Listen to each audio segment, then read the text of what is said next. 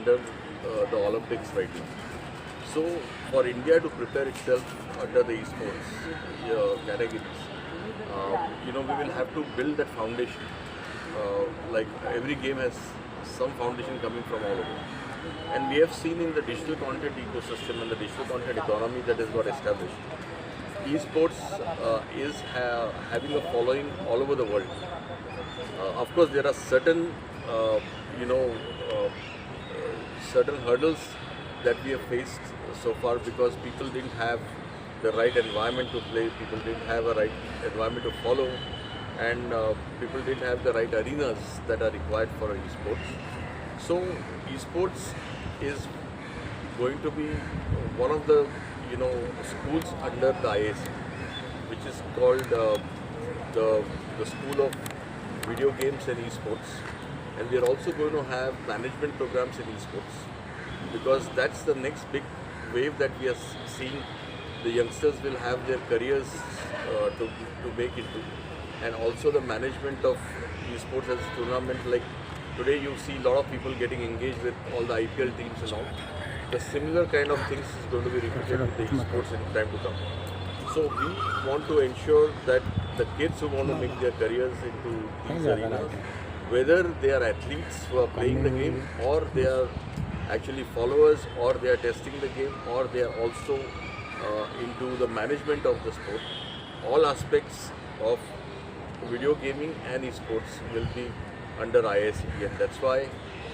to create a tournament is a big advantage for us because we are getting the students directly connected, and as you see that we also have a school of emerging intelligence. So what we talk about today is only artificial intelligence, but animation, storytelling and gaming is about emotional intelligence also, and we also are looking at the behavioral intelligence. So that's why we will actually be having an emerging intelligence school as well. So this is something which actually gives you a direct connect with the players and the fans of the esports. तो gaming zone के बारे में बात की जाए तो government की तरफ से क्या फंडिंग मिल रही है आपको, क्योंकि इस टाइम हमने देखा कि ऑरेंज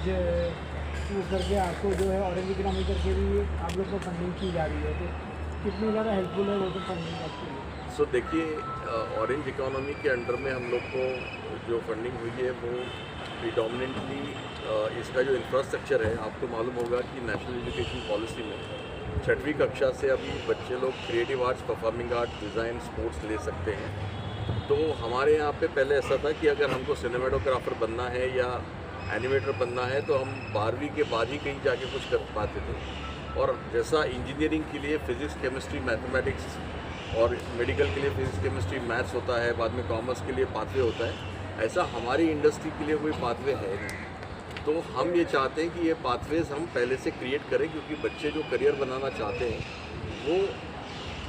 6वीं कक्षा से ही इसकी प्रिपरेशन में लग जाए, ताकि वो काफ़ी अच्छा अपना करियर बना पाएंगे और उनकी पाथवे भी क्लियर रहेगी। तो ये सबको ध्यान में रखते हुए जो हमारी फंडिंग अभी अनाउंस हुई है बजट के अंदर में, उसमें हम लोग 15,000 लैब्स पूरे स्कूल्स में बनाने वाले हैं, जिसमें बच्चों को लेटेस्ट इक्विपमेंट्स पे काम करने का मौका मिलेगा और वो अपना करिकुलम वहाँ फॉलो कर पाएंगे। और वैसे ही 500 यूनिवर्सिटीज़ के साथ भी हम लोग काम करेंगे, ताकि उसके अंदर में भी उन लोग को राइट इंफ्रास्ट्रक्चर के साथ में उन लोग अपना काम कर पाए। तो ये एक स्टेपिंग स्टोन है कि बच्चों ने